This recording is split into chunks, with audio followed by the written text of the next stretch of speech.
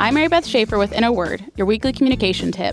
If you've ever read the famous Sherlock Holmes stories, you know that Sir Arthur Conan Doyle wrote almost all of them from the perspective of Dr. John Watson. The first-person point of view of Dr. Watson allows readers to follow the mystery from the perspective of a relatable character.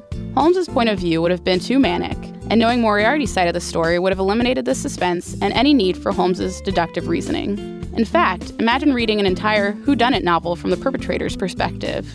It might sound something like this. Whodunit? I did. The end. Whether we're composing a novel, journal article, or annual report, we have to make hundreds of decisions about our writing, an important one being the point of view we use. Sometimes the conventions of our discipline influence the point of view from which we write.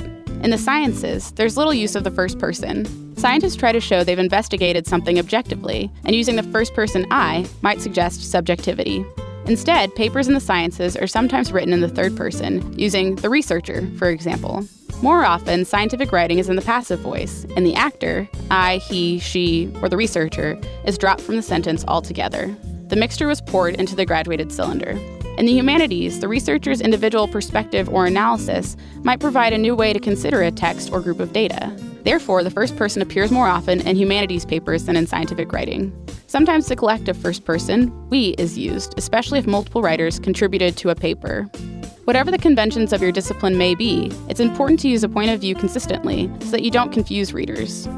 Have you ever had an instructor who told you not to use a second person you when you write? This is good advice for certain types of writing tasks. For example, in most academic writing projects, addressing the reader directly by using you is uncommon and usually unnecessary. Use of the second person can sometimes make inaccurate assumptions about your audience. For instance, he was a family man, just like you and me. Issues also arise when the second person is used ambiguously. The TV broke just 4 months after I bought it, but I guess you get what you pay for. The writer could be using you to mean himself, or more broadly, all people. Either way, his language could be more precise. The TV broke just 4 months after I bought it, but I guess I got what I paid for.